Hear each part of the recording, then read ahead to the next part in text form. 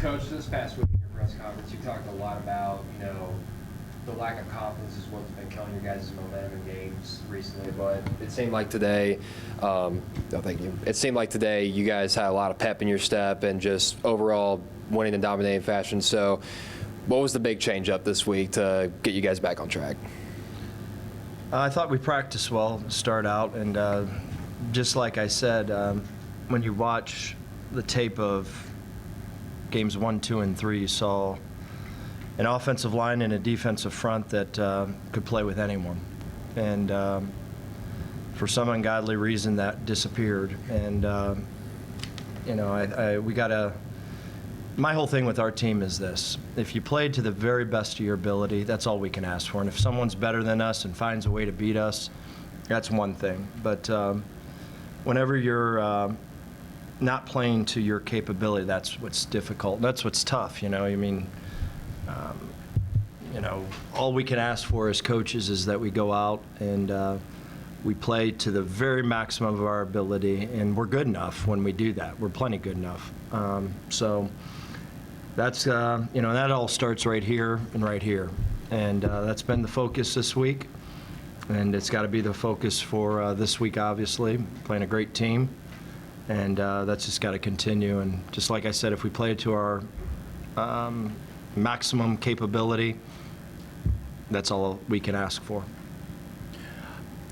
Kent State, last 2 games, 750 passing yards. Today, you guys limited them to 78. Just talk about the effort, in the secondary, hard for their big wide receivers to get open, and then the defensive line causing pressure as well. Yeah, I thought the defensive line played well, and I thought Jordan Oladuk and the rest of the secondary did a nice job. I think there was the guy that Jordan was covering had almost like 180 yards last week, and I think he had 5 whenever Jordan was on him. So I thought we covered well.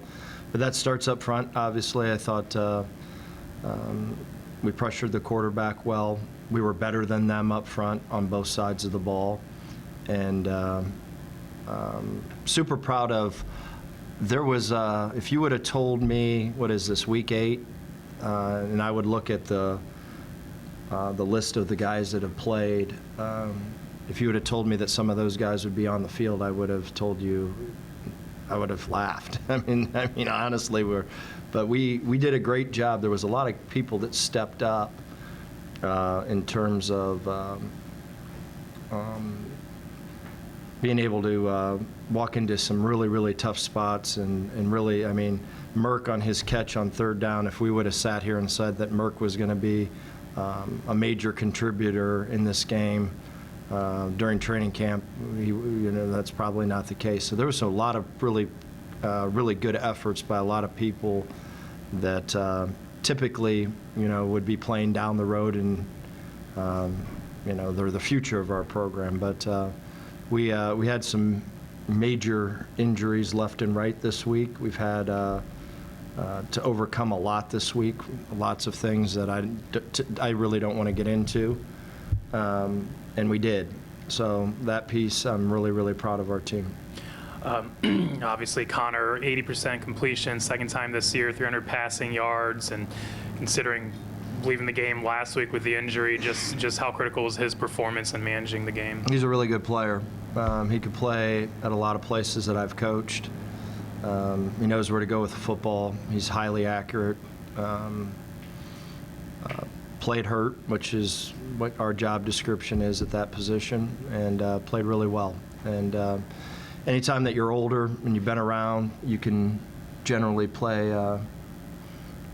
beat up. And he did, which I was really, really proud of him.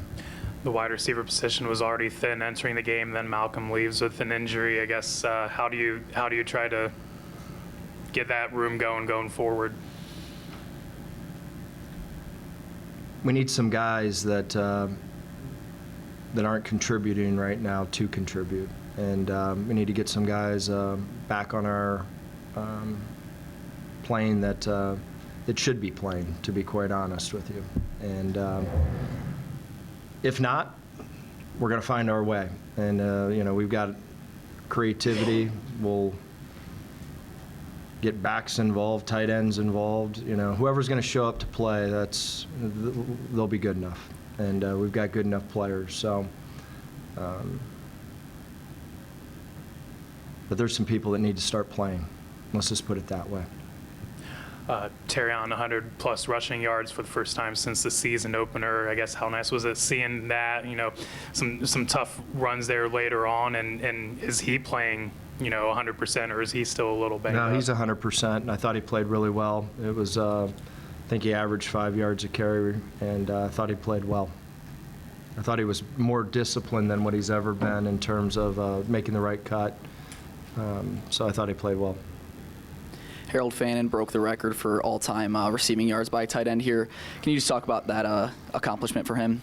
He's a really good player, and really good players show up. I don't think he's missed a practice this year. During the season, I know he hasn't. So he's a guy that's kind of getting it. Great players, regardless how they feel. They show up and they practice really well. And, Harold Fannin right now, just like I said, he's a great talent and everything, but there's not one time that I'm complaining about him lining up wrong. There's not one time that I'm complaining about his depth, his detail, and what he does. And then after he catches the football, that's what makes him different. He's really talented with yards after contact and can really advance the ball. But, all the things that take no talent, he's doing really well with. And that's where I'm really proud of him, because in the past, that's what he struggled with. So he's really taken leaps and bounds in terms of managing, the no talent issues in the game. And that's why his game is elevated, because he is super talented. He's a really good player. I mean, he can play anywhere that I've coached. Let's just play it that way. So he's a good player, and he's been great with our team. He's super humble, and he just likes playing football. I believe that's his 5th game over 100 yards. Can you just talk about his performance today?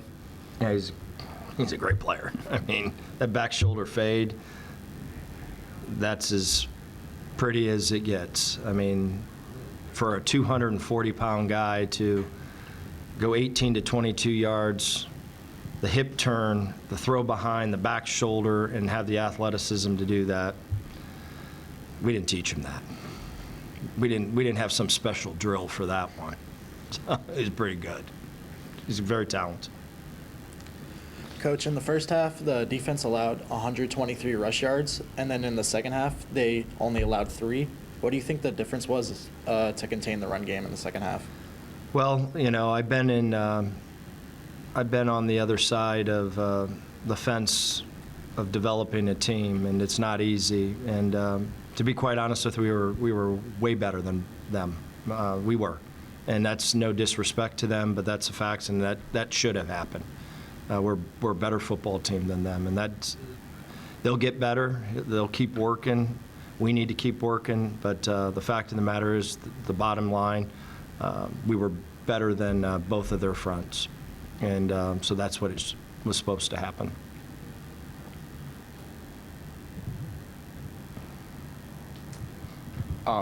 You talked about getting more wide receivers involved. Win Sharp, I think, was out there. I don't know if that was his first game that he was involved in. Any thoughts about his performance today, or just in general? Well, Wing got thrown into the fire, and I looked out. I think it was Wednesday, 8:45, something like that. I'm working on 3rd down or call sheet. I don't know what I was doing, but he's out there walking through, every single route, and so he's learning how to prep, and it's important to him. And he made a bunch of mistakes, but we can develop guys like that, that it's really important to them, and I know he cares, and that's all I'm looking for right now. I'm looking for guys that really, really love it, guys that will do anything for the team, guys that are selfless. And he showed that this week. And just like I said, we got a lot of work to do with him. But his actions were excellent for such a young player in terms of, it's important to him that he doesn't let people down. And And that's why we play the game. And that's what this game's all about, is not letting your teammate down. So, yeah, he did a good job.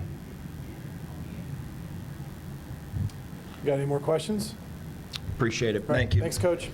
Edward, Kent State last two games had 750 passing yards, put up a ton of points. You guys limited them to 78 passing yards.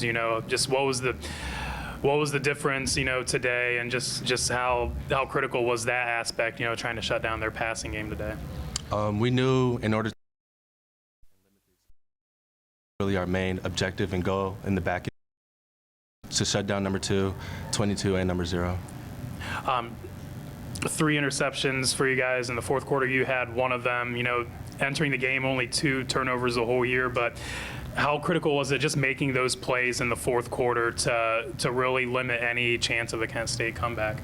It was a good feeling. It was a good thing to put on tape and just to show our character and how our defense and back end wants to play and be. The passing defense has been pretty solid all year. There's a lot of talent back there. There's a lot of veterans back there. What have maybe you learned from some of those guys, like a C.J. Brown, a Jordan Oladokun, that's really kind of helped you out here at BG? One thing that I've learned from them, C.J., J.O., and Ja'Cory Benjamin, is really just patience and making the plays that come to me. I guess just looking to next week, obviously against Toledo, a huge rival. This will be the first time you play in that rivalry. Just thoughts, kind of looking ahead, at the Glass Bowl, kind of a tough place to play. Just thoughts about, going up against Toledo next week. I'm looking forward to it. I heard it's a good place to play. The energy is going to be good, so just ready to work. 80% completion for your 300 passing yards, obviously really efficient there. I guess just how do you rate your performance, and how are you feeling health-wise? Yeah, I thought I played well. Just did my job. Moved the football, moved the team. Took what was open. Didn't try to force anything. I feel like when I do that, good things happen. And we have a great system, great plays where there's always options for me to check the ball down when stuff's covered, and did that a good amount today and got some big yards off of it. So health-wise, I feel fine. Didn't really practice this week, but got taped up, ankle taped up, and felt good enough to play. So. Was it basically just try to rest up as much as you can this week to try to play for today? Was that kind of the goal this week? Yeah, I give a lot of props to the coaches just for allowing me to, they know I've played a ton of football, I have a ton of experience, and I think it would be easy to not let somebody play if you don't practice, but I basically took the week off of practice until Friday, and then practiced Friday, felt good enough, and then felt good today. So I think the biggest thing for me was just that I could protect myself. I felt like I could protect myself and get away from guys if I needed to, which I didn't feel like I could late in the game last week. Late in the second quarter there, you guys are up 13-6, get the ball 2.5 minutes, and execute a really good 2-minute drill and find the end zone there late. Just how critical was that stretch? And then specifically that 3rd and 13 conversion to Jared Merck, who, probably hasn't played much this year, and he gets thrown into a situation like that. Yeah, I'm not sure how many balls I've thrown to Merck, even in practice the whole year. So I think it's a good sign for everybody on the team that, like, no matter when, you never know when your time's going to be up, when you're going to have to go in the game and make a play, and the standard is held the same for everybody. It's held high, and you have to perform and do your job and make plays when your number is called. So props to him for coming in and doing that. He works his butt off. Super proud of him, and that was a huge play, 3rd and 12, I think, and ended up scoring a touchdown, and I think we let 26 or something. Yeah.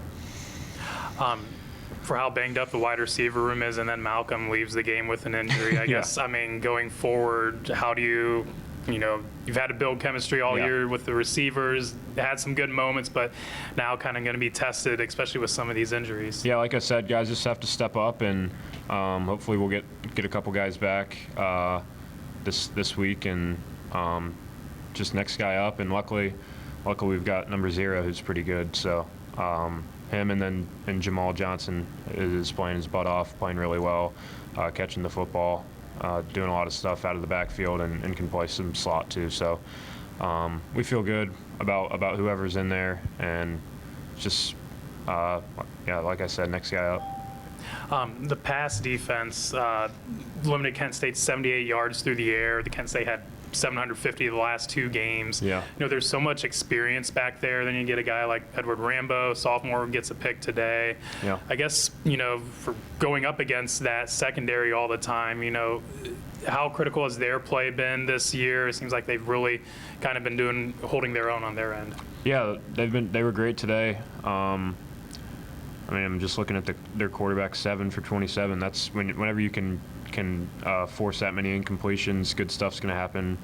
Force them into third and longs, and I know coming from an offensive perspective, whenever you're in third and longs, you've got no shot. So yeah, props to them getting some turnovers, which is great. Getting the ball back for us, and just got to convert when they get it back for us.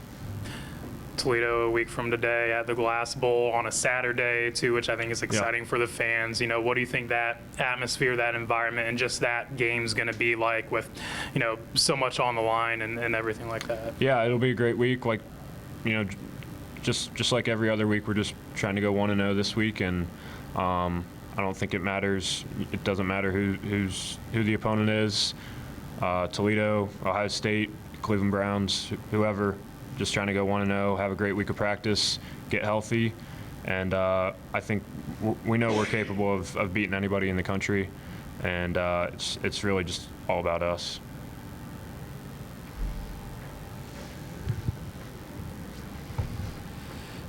Connor, you mentioned, just Harold Fannin Jr. just being good, so, breaking record after record. What does it, mean to you that you are contributing to his success, getting the ball from point A to point B and just, seeing them strive every single week? Yeah, I think it's awesome I think he's leading like the tight ends in country in receiving by a mile, which is it's cool to see him have so much success. He's a great player, a great guy. But I think like it's not like I'm like forcing him the ball into double coverage, and the coaches do a great job scheming plays to get him the ball, but he just does his job. He gets open, and when a guy's open, like I said earlier, I'm just trying to find the open guy and throw it to him. So some of the stuff just, and then when you get him the ball in his hands, then his freakishness takes over. But yeah, he's an unbelievable player, and 10 for another 170 is unbelievable.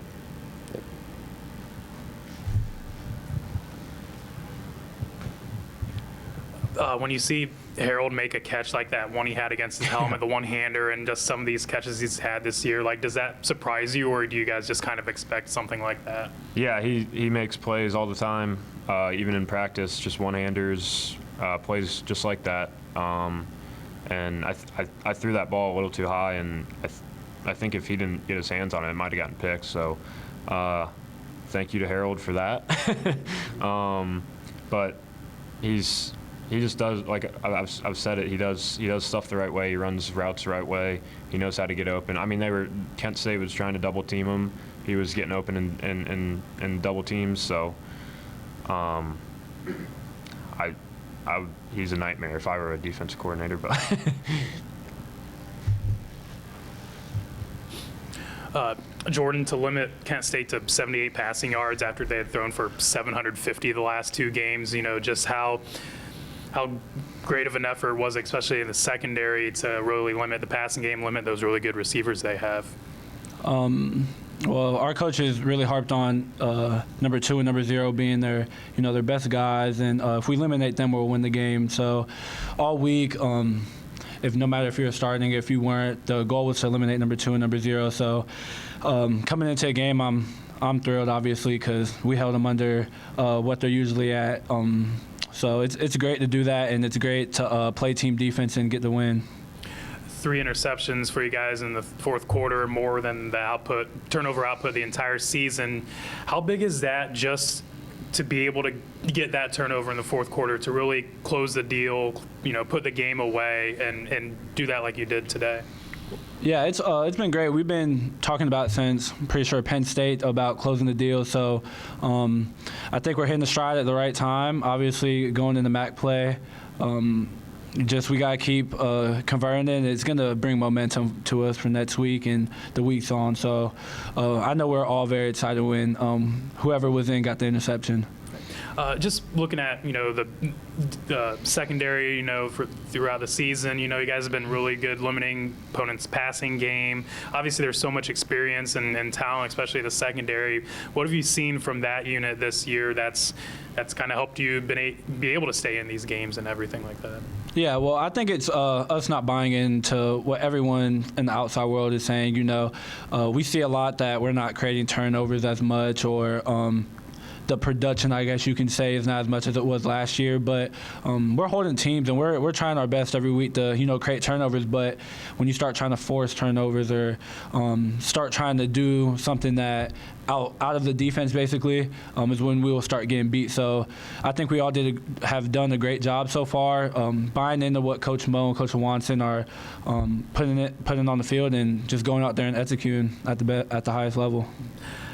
You're going to face some good wide receivers next week in Toledo. Does a game like this kind of add to the confidence, heading into obviously such a huge game, knowing that they've got some really talented receivers as well?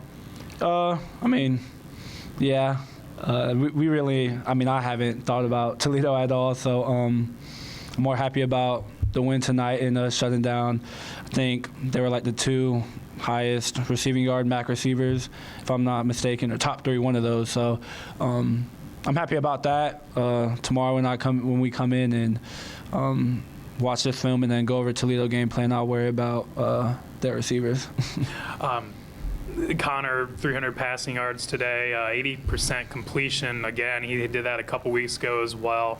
Can you just talk about just the level that he's playing at? And obviously, he got hurt last week and I think didn't practice much this week. Comes out and puts up a performance like that. Yeah, like you said, in my book, he's the best quarterback in the MAC. So we all have tremendous confidence in him. I miss picking him off. I don't go against him no more, but. Yeah, he's experienced, and he's really became a great leader for this team. I joke with him all the time. I didn't hear him talk more than 5 times last year, and now he's talking, he's vocal, and you can just tell how confident he is in the playbook and the system now. So, yeah, we love him. Best quarterback in the MAC, in my opinion. So hopefully he keeps playing well, and we'll be where we need to be.